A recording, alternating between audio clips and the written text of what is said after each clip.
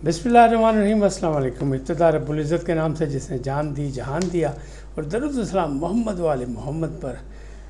INN के साथ नासिर नकवी हाजिर खिदमत है। नाज़रीन, ज़मानत के बावजूद बुशरा बीबी की रिहाई क्यों नहीं, ये बड़ा एक मुअम्मा बन गया। बड़ी खुश थे PTI वाले, लेकिन फिर वो अभी तक खुशियाँ उनको नहीं मिल सकी। याहिया अफरीदी कबूल नहीं, इनकार कर दें, यानी चीफ जस्टिस जो हैं वो अपने नामजदगी से इनकार कर दें। ये किसने कहा? फिर सुप्रीम पार्लियामेंट नहीं, GHQ है। लीजिए, ये भी सुन लें आप। और PTI का एक सुनहरा चांस कैसे ज़ाया हुआ, इन तमाम बातों पर गुफ्तगू करूँगा। लेकिन पहले आपसे गुजारिश कि INN को सब्सक्राइब करें, लाइक करें और घंटी का बटन दबाना ना भूलें, बल्कि अपनी कीमती राय का इजहार भी अपनी शख्सियत के मुताबिक करें। जी, बुशरा बीबी की ज़मानत ली गुल हसन औरंगज़ेब ने सुप्रीम कोर्ट, अपने इस्लामाबाद हाई कोर्ट से, और वहाँ FIA के वकील और सरकारी वकील दोनों से गुल हसन ने पूछा जस्टिस साहब ने कि जनाब आपने तहकीकात की हैं, इससे कोई और तहकीकात करनी है? तो दोनों ने कहा कि नहीं, हमें कोई ज़रूरत नहीं इनकी। ज़ाहिर है जनाब ज़मानत होनी सी। लेकिन पस पर्दा कहानी क्या? पस पर्दा कहानी ये अडियाला जेल से ये ज़राए का दावा है कि 6 मुलाकातें, आधी दर्जन मुलाकातें हो चुकी हैं बुशरा बीबी से। किसकी? उन अहम लोगों की जिनसे वो मुलाकात चाहती थी। और अभी भी आज जो ज़मानत नहीं हुई, तो बज़ाहिर तो इसलिए नहीं हुई कि वो रोपकार जारी नहीं हो सकी। वो जो जिस मजिस्ट्रेट ने जारी करनी थी, जिस सेशन जज ने देनी थी, वो नहीं थे। एक किसी का इंतकाल हो गया था तो उनके जनाजे में गए हुए थे, और दूसरे जो थे वो कहीं और गए हुए, मसरूफ़ थे वो भी, लिहाजा वो नहीं हुई, रोपकार जारी नहीं हुई। उम्मीद है कि कल जारी हो जाएगी तो उनकी रिहाई हो जाएगी। लेकिन चांसेस ये भी है कि कल भी रिहाई ना हो। क्यों? कि पस पर्दा मुलाकातों का सिलसिला जारी है, यानी बैकडोर राब्ते मौजूद हैं। और वही राब्ते, वही ताकतवर, वही अहम लोग जो गंडापुर के राब्ते में, या गंडापुर जिनके राब्ते में, तो लग यही रहा है कि मुका के बाद ही ये सारा कुछ हो रहा है। तो इसमें ताख़ीर इसलिए भी हो रही है। और फिर जब वो बाहर आएंगी तो फिर देखिएगा गंडापुर की तरह वो भी बड़के लगाएंगी, इमरान खान की तरह बोलेंगी, और वो अपने गिर्द लोगों को इकट्ठा करेंगी। क्यों? कि उनका सारा बयानिया जो होगा वो एंटी इस्टेब्लिशमेंट होगा। खूब इस्टेब्लिशमेंट को बुरा भला कहेंगे, सब कुछ होगा ताकि उनके कारकुन जो है उनसे राज़ी हो जाएं कि इमरान की बोली बोलने आ गई हैं। लेकिन उनकी बहनें अभी भी जेल में हैं। और नौरीन से भी मुलाकात, नौरीन न्याज़ी भी गई थी मुलाकात के लिए, लेकिन उनकी मुलाकात नहीं हुई। इस्लामाबाद से इजाज़त मिल गई थी हालांकि हाई कोर्ट से, लेकिन इसके बावजूद नहीं हो सकी। तो अब अगला जो दौर चलेगा वो गंडापुर का नहीं, वो चलेगा बुशरा बीबी का। और अब देखें क्या होता है क्या नहीं होता। तो ये मुका किस अंदाज में हुआ, इससे कहाँ चलेगी तहरीक, कहाँ चलेगी। तो इससे एक तीर से कई शिकार होंगे। गंडापुर नरम गरम खेलेंगे, और उमर अयूब खान, गौहर खान, राजा सलमान अकरम, वकास अकरम शेख, सारे दी हो जाएगी भाजी छुट्टी, मंजी पिछले अंदर। तो ये मामलात इस तरह चल रहे हैं, दावा है लोगों का। अब इस पर कितना अमल दरामद होता है कितना नहीं। दूसरी बात कि वो जो कहा कि याहिया अफरीदी कबूल नहीं है, और नामज़द चीफ जस्टिस को इनकार कर देना चाहिए। ये हामिद खान साहब ने लाहौर में बड़ा शोर मचाया, वकला के साथ प्रेस कॉन्फ्रेंस कर रहे थे, मीडिया से गुफ्तगू कर रहे थे।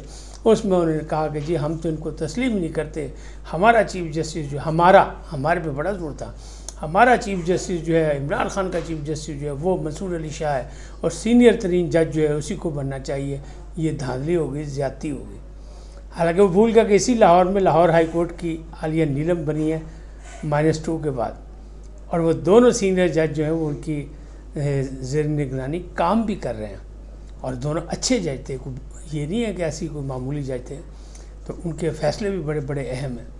अच्छा, अब ये मसला उनको वहाँ वारा नहीं खाता, इसलिए वो कह रहे कि नहीं ठीक है, हम नहीं मानते।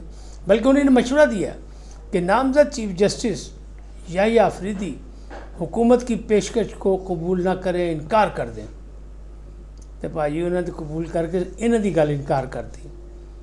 کہ میں تو آ گیا جناب، انہیں ملاقاتیں ملی کی، انہوں نے بریفنگ بھی لی مختلف شعبہ جات سے، انہوں نے قاضی سے بھی 2 ملاقاتیں کی. تو اس کا کیا مطلب ہے کہ نہیں، حامد خان کا خواب پورا نہیں ہوا، امیدوں پہ پانی پھر گیا.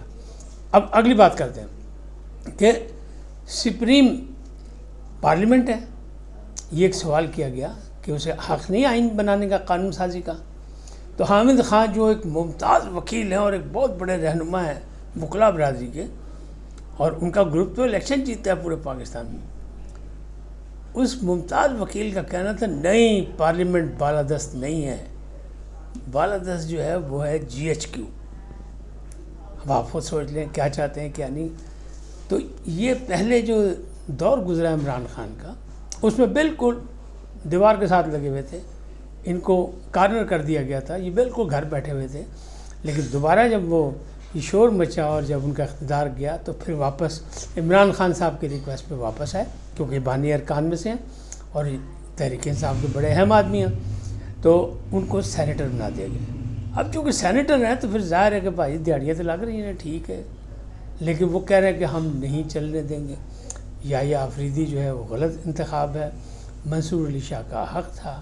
اور دوسری طرف بھی یہ کہا ہے کہ منصور علی شاہ بھی استعفیٰ دے دیں، منیب اختر بھی دے دیں، لیکن مجھے نہیں لگ رہا، کیونکہ میں نے پہلے بھی آپ کو عرض کی تھی کہ دونوں کا ٹینور یحییٰ آفریدی کے اختتام پہ، یعنی 3 سالہ دور اقتدار جو ہوگا چیف جسٹس کے حیثیت سے سپریم کورٹ میں، اس کے بعد بھی ان دونوں کی سروس باقی ہوگی.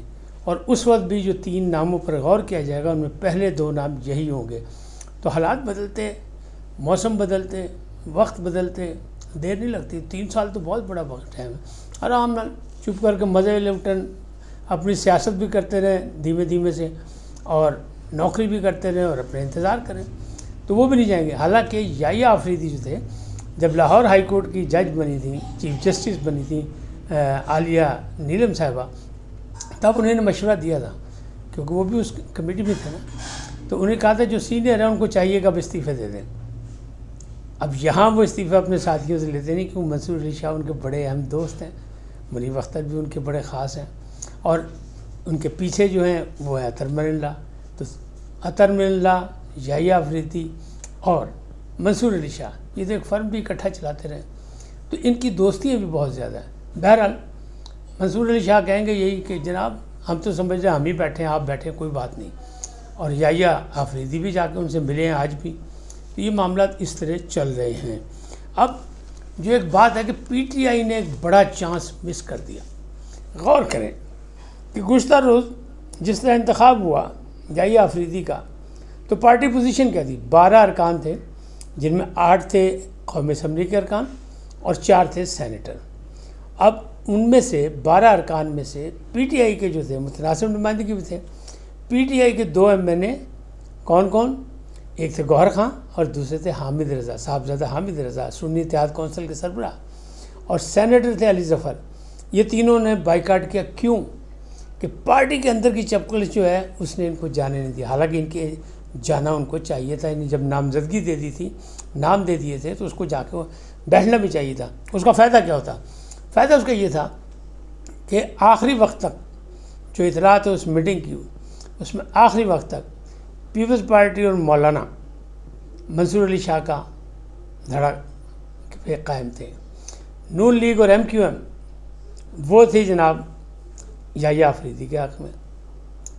تو اگر یہ لوگ 3 ووٹ ان کے بھی ہوتے تو آپ یہ سوچیں کہ 3 پیپلز پارٹی کے اور 1 مولانا کا، 4 اور 3 ان کے 7، 8 ووٹ چاہیے تھے. اگر وہاں بیٹھ کے لاجیکلی افہام و تفہیم سے بات چیت کرتے تو کوئی بڑی بات نہیں تھی، منوا سکتے تھے. کیوں؟ کہ گوہر علی خان بھی وکیل اور علی ظفر بھی وکیل، تو وہ اپنا کام دکھاتے ہیں. لیکن بات تو یہ، یہاں تو سیاست کھیلی جا رہی ہے، آئین اور قانون کی تو بات کی نہیں کی. اسی لیے مقدمات جو ہے اس میں تاخیر ہوئی، اس میں کوئی مطلب فائدہ نہیں پہنچا سکے عمران خان کو، کیونکہ یہ سیاسی انداز میں تمام مقدمات لڑ رہے ہیں. اسی انداز میں انہوں نے یہاں بھی کھیلا کہ کور کمیٹی نے اور سیاسی کمیٹی نے دباؤ ڈالا اور وہ وہاں نہیں گئے، بائیکاٹ کر دیا. حالانکہ وہاں یہ سلسلہ بن سکتا تھا کہ جب 7 ووٹ ان کے پاس ہوتے تو 1 ووٹ جو ہے MQM کو راضی کر لیتے، کیونکہ پیپلز پارٹی سے اس کا سندھ میں واسطہ ہے، تو آ سکتا تھا ووٹ. اور منت اللہ کر کے نون لیگ کو بھی منایا جا سکتا تھا، لیکن انہوں نے ایک بڑا اہم سنہری چانس ضائع کر دیا۔ اس وقت تک اتنی، پھر ملیں گے نئے موضوع کے ساتھ۔ جاتے جاتے آپ سے درخواست، IANN کو سبسکرائب کریں، لائک کریں، گھنٹی کا بٹن دبانا نہ بھولیں، اور اپنی قیمتی رائے کا اظہار بھی کریں، بلکہ اپنے حلقہ احباب میں اس کو شیئر بھی کر دیں۔ میں آپ کا خصوصی ممنون ہوں گا۔ سدا سلامت رہیں۔